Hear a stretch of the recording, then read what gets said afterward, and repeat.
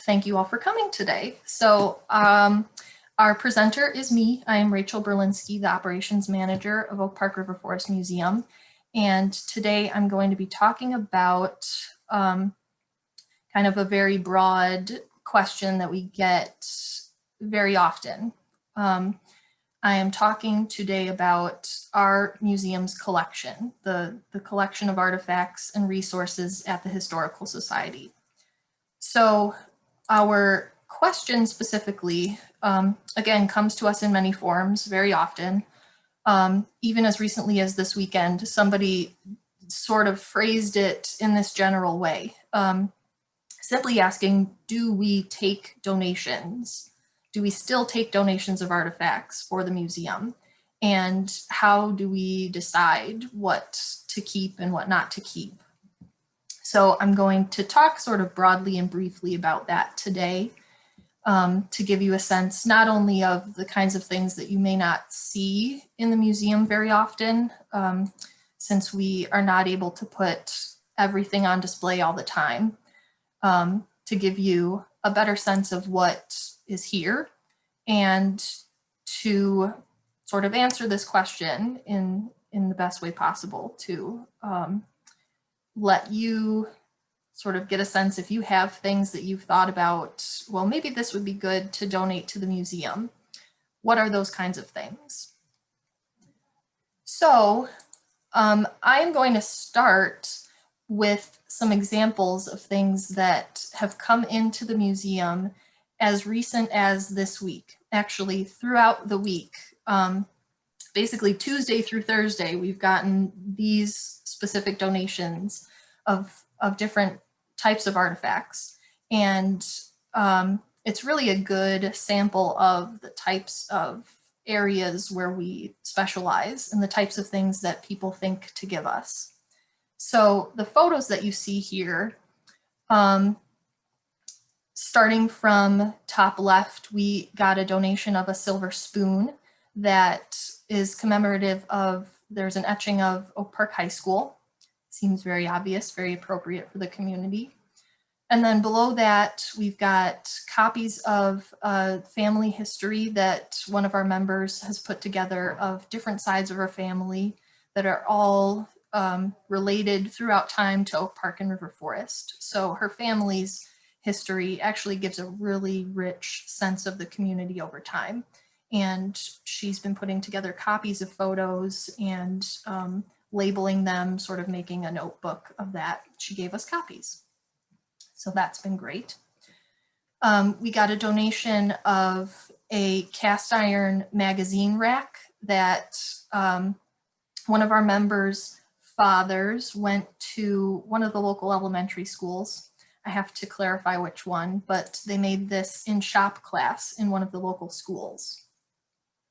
And then below that, we received a box full of photographs and documents and different types of things from Francis Key School in Austin.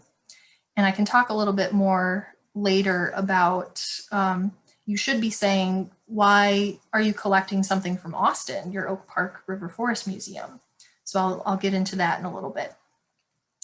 And then back up top, we got a donation of a face mask, something that we today have become very familiar with. Maybe you don't think of it as an artifact, but as museum people, we have to sort of jump ahead of time and think of things as artifacts even while we're still using them. So thankfully, that's something that we all may not have to use as much for very much longer, although please still wear your masks. But now it's sort of past enough time that we can call it an artifact. And then just below that is a copy of a newspaper from 1961. It's the Chicago's American newspaper, and it has photos and stories about astronauts. Sorry to say I haven't read it yet, so I don't know what exactly the story was, but we'll find out. So all of these things, again, are a really good sample of the types of things that we get as donations. And we may not necessarily keep all of these things forever. So I can talk a little bit more about that today, but even if that's not the case, then at least they are things that people have thought to preserve and to give to us, and they are now currently in the museum. So I want to give you a sense of the fact that we have been building our collection since the Historical Society was founded in 1968. We've been receiving donations ever since. So well, as most of you probably remember, in Pleasant Home, when the Historical Society was located there, there was not a whole lot of space for not only display, but also storage. So thinking about our collection, we didn't get ideal opportunities to show off the things that are in our collection, and we didn't have ideal places to store things in the best way, either for preservation or for accessibility, to be able to know what we have in the collection and to access it. So part of the move from Pleasant Home to Oak Park River Forest Museum was really being able to have more space, not only to have more of our collection on display and to have exhibits in different ways, but also better storage, more storage, the ability to find things faster and more easily, and just store things more appropriately so that they will last forever. That is our hope. Also part of the move, this was in 2016 to 2017, moving from Pleasant Home to OPRF Museum. Part of that also was our collection committee and our board of directors looking at our collection policy, which is the set of rules that I look to basically whenever we get a donation to say, is this item, are these materials following our mission? Is this something that we are going to be able to promise that we can preserve and keep forever? And does this tell stories about our community? Those are all things that we really focus on when we're looking at things that are donated to us. So I have next a set of photographs of things that are in our collection that, again, give you a sense over time of what we've collected and the kinds of things that we may or may not say yes or no to. And really the pictures that I have here, we've got for example, we've got a picture of a doll, we've got a couch, a meat grinder, which is kind of like if you think of tools or kitchen utensils. We've got a glass, which is part of a set, which may or may not be like hand painted, kind of very neat, very artistic and historic. Costumes, and there's also, we have tabulas on the screen, but that kind of goes along with other documents or newspapers and that type of thing. So while these are in the museum, over time, as we've collected these types of things, we've tried to focus more on what story are they actually telling. So this doll in the corner of your screen here, his name is Leonard. And I just wanted to mention that. It's really funny to me. Also, he's like the size of an actual child. If you can see in the picture, he's sitting in a regular sized chair. But I don't know the story behind Leonard offhand. And I would, if somebody wanted to donate this item to me today, the kinds of questions that I would be asking is, who played with the doll? Did they live in Oak Park or River Forest at the time? Sometimes, do you happen to have pictures of this person playing with Leonard? Or what stories go along with this item? Really trying to get a sense of how this ties to the history of the community. So in everything we do, that's what we're hoping to, especially over time, what we've been hoping to get better at as we collect more items, is what makes it special and what makes it tied to our area and the people that have lived here or the things that have gone on.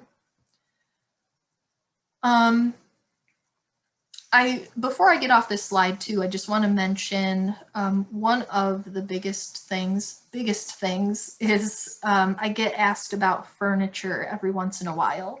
And I think that's gone by the wayside a little bit. We don't get as many offers of couches as I think we might have used to. But for bigger items, again, it's kind of a matter of storage space. So not to discriminate against, larger or smaller items, but with things that take more resources to store and preserve, we really have to be a little more tough with the questions that we're asking and the story behind it. So we can't have everybody's couch, but maybe if we had something like Percy Julian's lab table that has, kind of a really big story, then as far as space, that might be something that we would consider a little more easily than some other larger items. So that's just to mention. So let me go back here.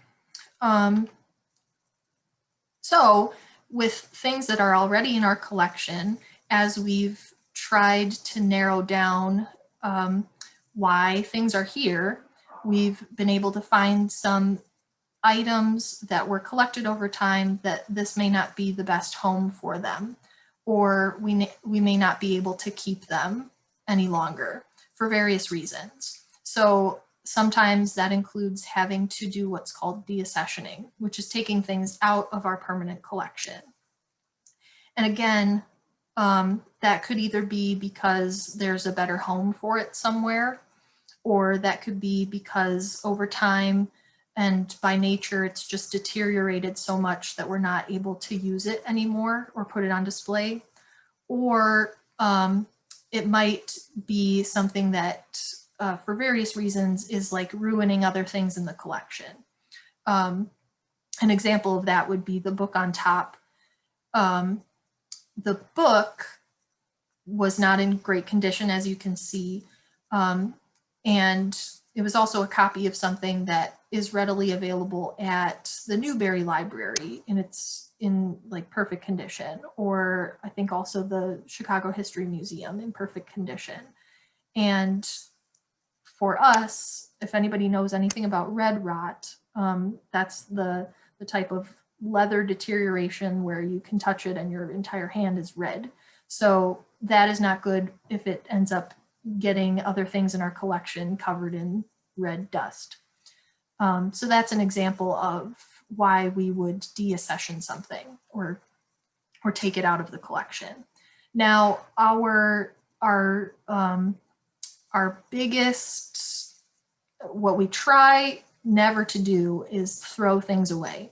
So I promise you that is not the case of what we're thinking of when we have to get rid of something.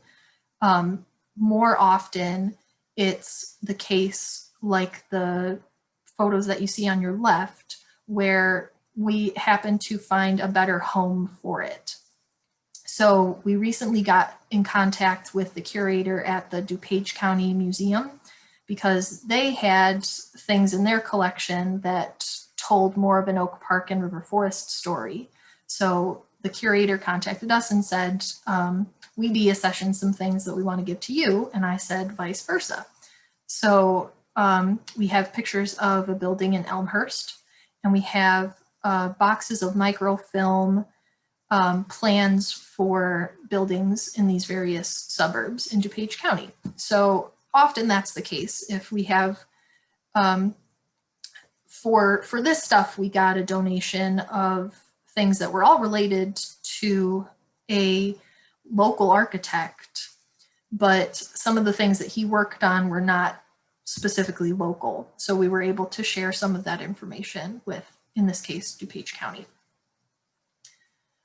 Always trying to find the best home for something. So my next point I'd like to make is we are very fortunate that most of our donations come in more or less by chance.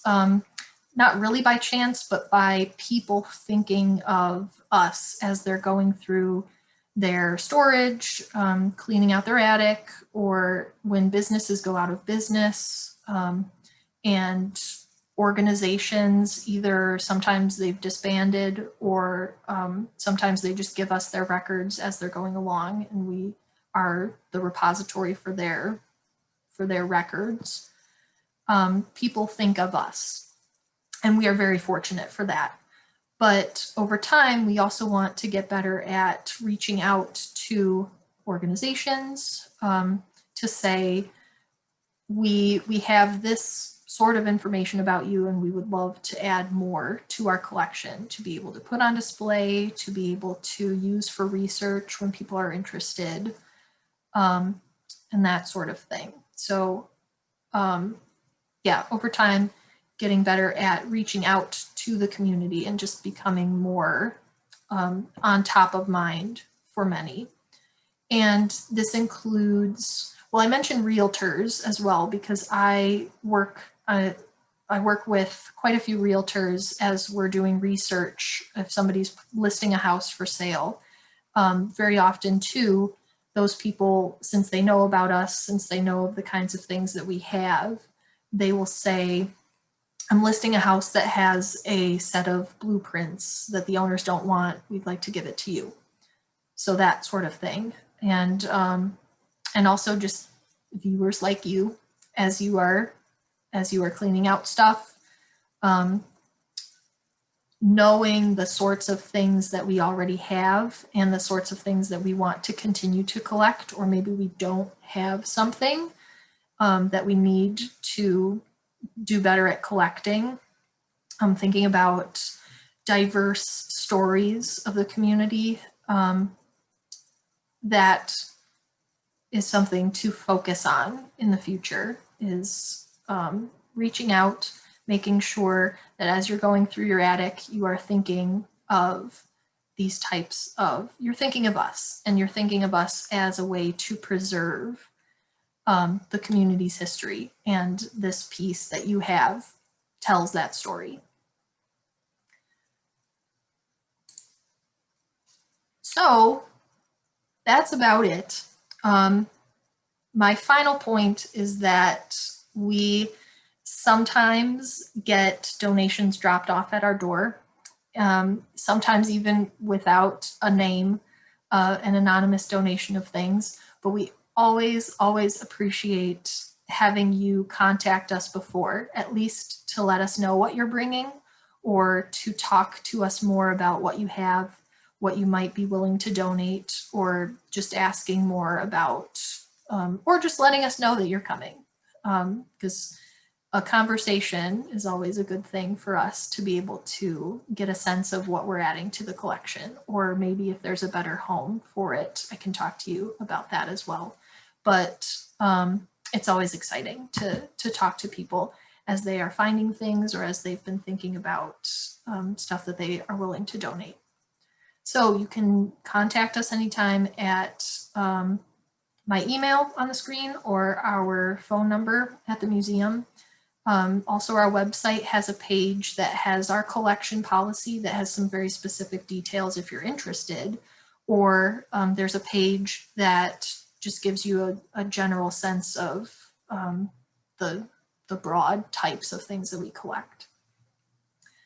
That is about all. So I hope this has given you a little bit more of an understanding of our collection. and the types of things that we get, and the answer to our beginning question, which is yes, we take donations, and we happily take donations. So please get in touch with us if you have anything in mind. So if you have questions, please leave them in the chat box. I will take a look for those. And again, if you have specifics, if you thought through this program, oh man, I know this thing that has been in my attic forever that I would love to bring over tomorrow, let me know. But before any of that, I just want to take another moment to plug our house walk. So this Sunday, May 2nd, we are very thankfully able to have our annual house walk. And if you haven't gotten your tickets already, please take a look at our website or give us a call. There's more information, and you can purchase tickets on our website as well. And it's looking like the weather is going to be nice that afternoon. So we are really looking forward to seeing people out and about and sharing stories of these really great houses. So I think that might be all for today. And again, if you have any questions after we depart, then shoot me an email that's on our screen, or contact us on our website, and check out our website for more things coming up. We have these monthly programs that we do.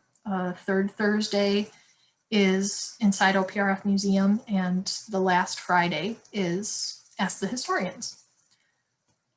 And so I look forward to seeing you all then. But thank you very much for coming today.